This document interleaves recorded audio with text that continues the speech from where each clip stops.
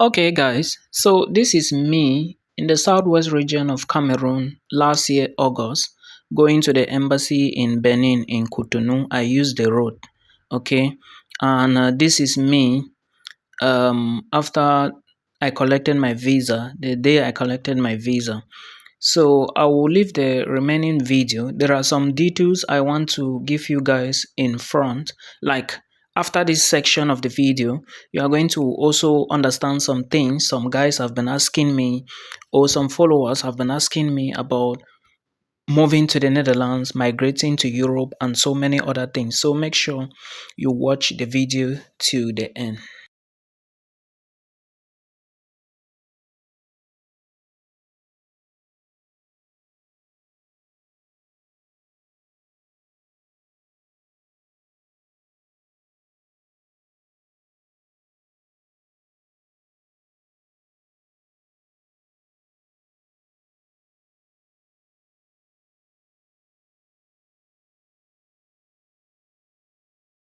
So this information I'm giving here, it is information, old information, but it's really not useful. So in case you are going to the Dutch embassy in Benin, in Cotonou, or in Ghana, this information is really not useful except you are being asked at the front desk at the embassy.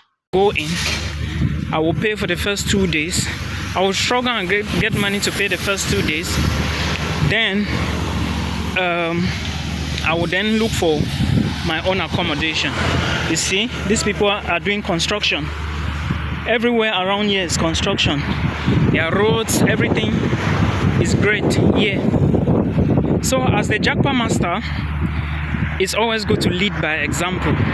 Nothing is easy, guys. Imagine the visa officer asking me, when is your flight to Cameroon? I told him I came by land. It was like, you left Cameroon by land? I was like, yes, you are going to watch all the videos. It is what it is. So when you know where you are coming from, I don't have a father. My mother has been in a critical condition since I was maybe 3 years. It is what it is. Will I fold my arms and sit? No. I have to keep doing what I can do to try and go to where and make myself better. I don't have people supporting me that much except this one family. Mama J, Mama J, Mama J. I will see you for Norway. Small time. Small time, small time.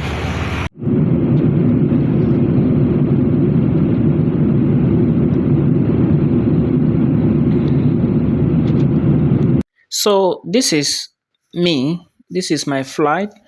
I don't remember very well, but I think this is the flight I used from Cameroon to Ethiopia. Basically, we didn't go directly to Ethiopia. We left Cameroon, then we passed through Equatorial Guinea. We picked some people in Equatorial Guinea before we transit to Ethiopia. So in Ethiopia, we had I think 16 hours layover. Yeah, everything was provided for us. I had my room to myself, and the only thing we didn't have was food. We were not given food, but we were given free accommodation for 16 hours. Like I said, we we left Cameroon. I'm saying we because we were many. I also had some friends who were going to Russia. So we left Cameroon, and then when we arrived in Ethiopia, everybody was going to their own hotel. So that's how it happened. But again, we left Cameroon together, and we left Cameroon in the night. Then we arrived Ethiopia in the morning around 8:30 a.m. West African time. Yeah. So this was the flight. I don't remember very well. Yeah, but after the layover, then we took another flight from Ethiopia at midnight in Ethiopia to Frankfurt in Germany. So basically, this was how our journey was. My journey was to the Netherlands. It wasn't really hard, except for some little delays in Frankfurt. I had a delay in Frankfurt. We had a small delay in Cameroon. And yeah, the flight was good. Ethiopian Airways good. No issue. Yeah, and that was how it happened.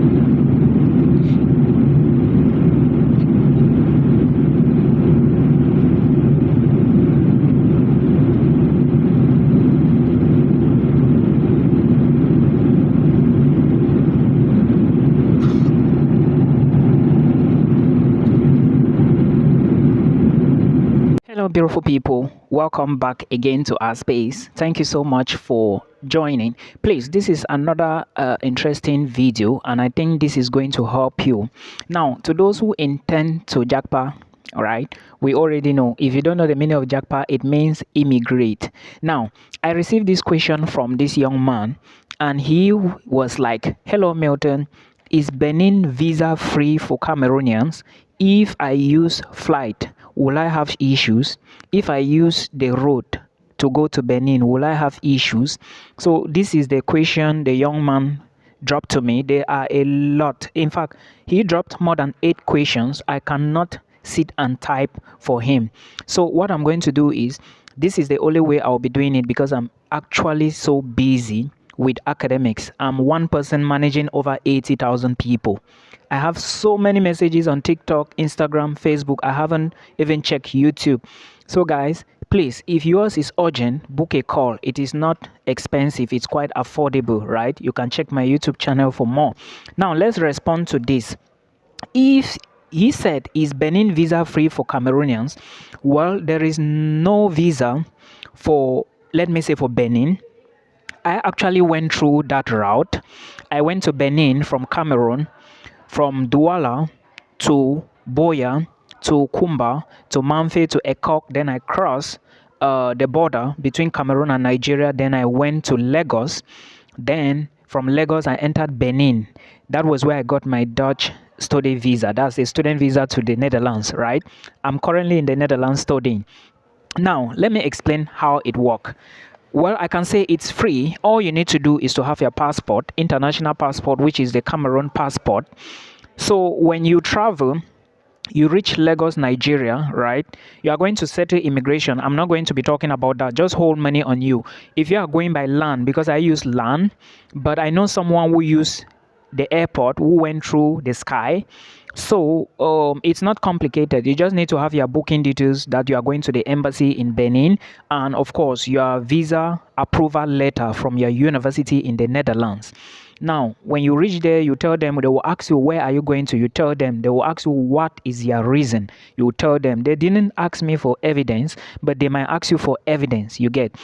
So if they ask you for evidence, show them the evidence, and of course they will stamp your international passport. You have some money to pay. I think it's not too much. When this is how I went through to Benin. When I arrived Lagos, okay, I don't want to talk about immigration. I was settling. When I arrived Lagos, I had to cross Lagos to Benin. I think there is somewhere they call, is it Seme Beach or is it Badagry, something like that, Badagry, which is in Benin Republic. Then after that, you now reach their border, okay, Benin and Nigeria. Then they will now stamp your passport. Then you will pay some amount of money. I don't remember how much was that. Now, I think, but it was not more than 20,000 naira, something like that. You pay, they will stamp your passport. Make sure you stamp your passport. It's very important. Every immigration control, make sure you stamp it. Then you now go into Benin, okay? Then when you are moving out, you will still stamp it in Benin. Nigeria immigration will stamp, Benin immigration will stamp it when you enter and when you are leaving. Then for Cameroonians going by land, this is the same procedure, okay? After Cameroon, Nigeria border, they will do the same. Cameroon stamp, Nigeria stamp. So this is the way it works, and I can assure you that it was a tedious process. But again, if you don't have enough money to fly by air, because I know someone who landed in Abuja, then moved in, but you can go directly to Benin. Anyways, like I said, it's not complicated. There is no big issue. Just follow the immigration laws and everything will be fine. Okay, then I'm going to respond to other questions later on in another video. Beautiful people, how are you all doing today? Hope you guys are doing well. So someone dropped me this question on Instagram, and I'm going to be answering it here, so that in case you are equally thinking about something like this, you should be aware of what you are going to do. Now, this question relates to those, or it concerns those that are going to be moving to the Netherlands in the near future, probably maybe for the September intake. Now, remember, I drop longer versions of my videos on my YouTube channel, so please make sure you check the channel. Milton Fonkwa is the channel name. Then you watch those videos so you actually understand what you are going to be doing. So this is the question.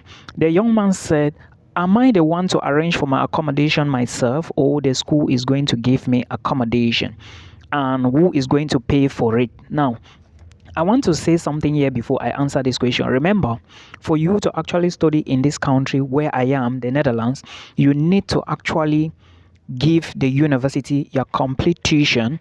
Like when you get admission, your university is going to ask you to deposit your entire tuition into their bank account, because they are the ones to apply for your study visa from the Dutch embassy. In fact, your school is going to apply for the visa themselves. All right, they are going to submit the application to IND, which is the Dutch immigration. Then it's going to take some time. Currently, I have some people who have applied already, and some will be joining us here next year. So if you get admission, the school is going to ask you to deposit your tuition fee, your living costs, your insurance money, and the visa application fee. Then later on, when you come into the country, they will either give you your living costs completely, or they will be giving you monthly. I have talked about this multiple times or many times on my channel. So please make sure you go to my YouTube channel and watch those videos, because they are going to help you a lot. Now, like I said, out of that money, remember there is something they call living cost money. My own was 15,000 euros, which it was refunded back to me after I opened my bank account. There is a whole lot of procedure, so please go to my channel and check all of those details. Then, if you are not comfortable and you think that you want to book a call with me, make sure you look at my YouTube channel. Everything I say on that channel, put it into practice, then also do your own due diligence so that you don't make mistakes. Okay, things can change at any point in time. In the meantime, if you hear me mention something on my YouTube channel, know that it is at least 90% sure. Then you do your own research, then you do the process. If you cannot do the process for the Netherlands, then check my email, get to me, we talk. It's not going to cost you million, and we carry on from there. Presently, I have some I'm working on. Now, moving further, let's answer the question. Remember that money you are giving to your school, there is living cost money inside. Living cost means that you would be using it for food. Living cost means that you will be using it for accommodation and of course transportation. So you are the one to look for your accommodation. And now, who is going to get you the accommodation? You yourself. I'm still going to explain how I got my accommodation, and so that other people can also understand how this procedure works, because many people seems not to understand the process. I believe they haven't even seen my channel yet, but please go and check it out. You are the one to find your accommodation, and there is a procedure. When you get the accommodation, you will now use the contract to get your tax number. They call it BSN number in the Netherlands. Now, that tax number, without that tax number or without accommodation contract, because they will verify the contract if the house exists and if it has an address and if the landlord is legit, right? They will verify it, because there is no house in this country which is not registered. Everything here you can see it on the system. So they will verify if everything is legit. They will now give you the tax number, which is the BSN number, and with the tax number now you can now open your bank account.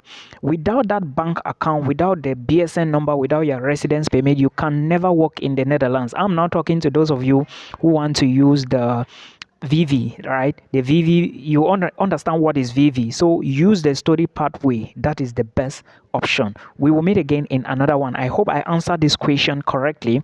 The person said, who is going to arrange for my accommodation? You yourself. Remember, when you get admission, your university is going to give you some links to book accommodation. Some schools don't have accommodation, like they don't have huge accommodation. So make sure you follow the links, or you start looking for it online on Facebook. But remember, there are a lot of digital workers on Facebook. Be careful. I hope you know who a digital worker is.